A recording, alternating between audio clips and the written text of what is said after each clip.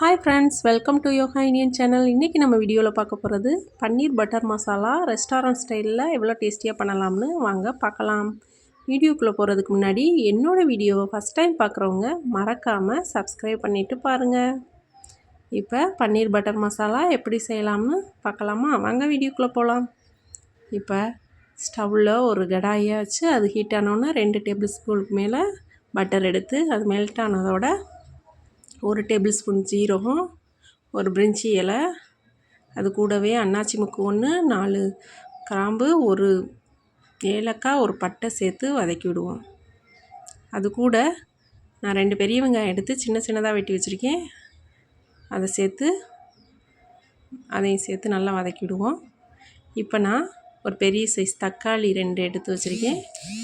அதையும் கட் பண்ணி வச்சுருக்கேன். அதையும் கூட சேர்த்து நல்லா வதக்கி விடுவோம். இது கூடவே நான் ஒரு 7 முந்திரி எடுத்து வச்சுருக்கேன். அதையும் சேர்த்துக்குவோம். சேர்த்து நல்லா கிளறி விடுவோம். நல்லா பரட்டி விட்ட பிறகு இது வேகிறதுக்கு கொஞ்சம் உப்பு சேர்த்து வேக விடுவோம். உப்பையும் சேர்த்து நல்லா கிளறிட்டு மூடி போட்டு ஒரு 5 நிமிஷம் மூடி வைப்போம். அது வெந்த பிறகு எடுத்து ஆற விட்டு மிக்ஸி ஜாரில் சேர்த்துக்குவோம். மிக்ஸி ஜாரில் சேர்த்துக்கிட்டு அதை நல்லா பேஸ்ட்டாக அரைச்சி எடுத்துக்குவோம். இப்போ அரை விட்டு நான் மிக்ஸி ஜாரில் எடுத்துக்கிட்டேன். அதை நல்லா ஃபைன் பேஸ்ட்டாக அரைச்சிக்குவோம். அது கூட நான் அதுக்கு 2 டேபிள் ஸ்பூன் தயிர் எடுத்துக்கிட்டேன், தண்ணிக்கு பதிலாக. இப்போ அதை ஒரு பேனில் சேர்த்துக்கிட்டு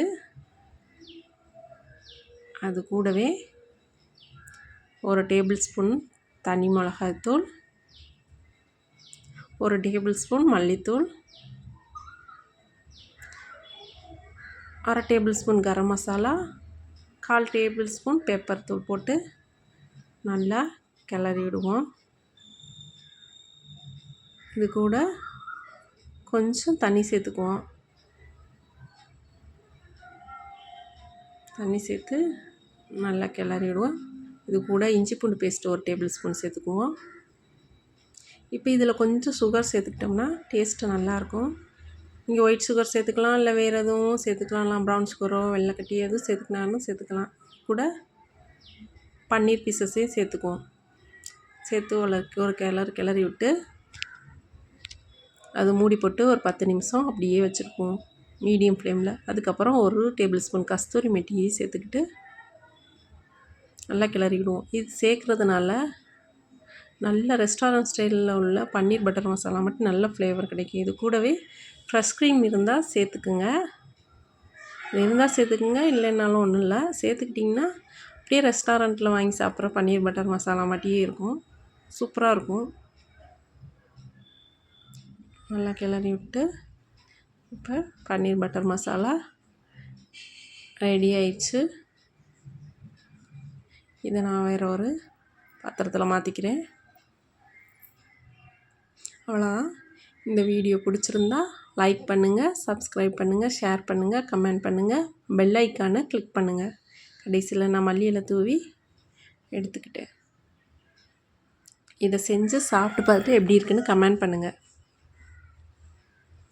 தேங்க்யூ. திரும்ப இன்னொரு வீடியோவில் பார்ப்போம்.